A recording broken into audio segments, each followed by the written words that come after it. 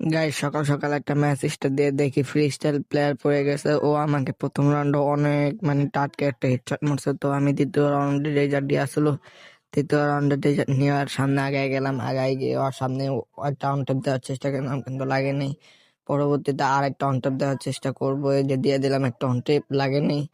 তো আমার ক্যারেক্টার শুয়ে পড়ছে ভুলবশত, আর একটা অন ট্যাপ লাগে নাই। গাইস অস্থির লেভেলের একটা হেডশট মারছে, হয়তো একটা ফ্রি স্টাইল প্লেয়ার। পরের রাউন্ডে নিয়ে নিবো একটা M10 নেওয়ার বিচিটা কত লম্বা আর কত বড় এটা আমি মাপ দিমু।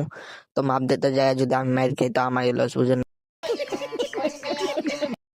তো আমি আর বেশি না মাপ দিই, ওর কলাটা মাপ দিই। ওর কলা মাপ দিতে যায় আমার হেল্প পুরো নাই করে লাইছে। আর নাই করে লাইলে কি হইবো, নাই না করলে তো আমি আর মাইরে এলাম। তো মেরে আগে মেরে লই, তারপর আর ভিসিটা আমি মাপ দিতেছে। আর ভিসিটা মাপ দিই, ওর ভিসিটা কত ইঞ্চি আর কত বড় এটা আমার মাপ দিতে হইবো। মাপ না দিলে আমার শান্ত করবো না। তো আমার মাথা গরম, রক্ত গরম, এই যার বেশি মাপে, এই যে কলা মাপে, অনেক কলাটা মাপ দিব এই। আরে তো এই রাউন্ডে কলাটা আর বিশিটা মাপ দিয়া পরের রাউন্ডে আইসা পড়লাম। পরের রাউন্ডে আপাকে টরে বুঝাই দিই M10 দিয়া। তো M10 দিয়ে মারলাম, একটা লাগে নাই, আরেকটা মারলাম লাগে নাই, এই যে লাগে যাবো লাগে নাই। তো লাগা লাগা কথা, কিন্তু লাগে না। ব্যাপারটাকে আমি বুঝি না, ক্যারেক্টার মারবো নাকি ক্যারেক্টার মারবো। আর গুড়াল থাকে না আমার হাতে, গুড়াল না থাকলে আমার মাথা মতো রক্ত উঠতে যায়। হ্যাঁ, আর নিজের পিন না থাকলে, বুঝছেন। এখন এই যে ক্যারেক্টারটা আমি গুড়াল এই বাতি যা গুড়াল দে, গুড়াল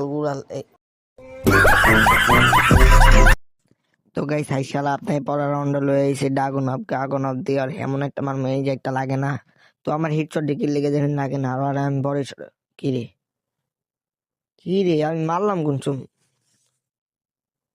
ভাই, ও পিড়ে বেলে একটা মারছে। তো পরের রাউন্ড আবার আবার দিয়ে ওরা আবার একটা মারবো।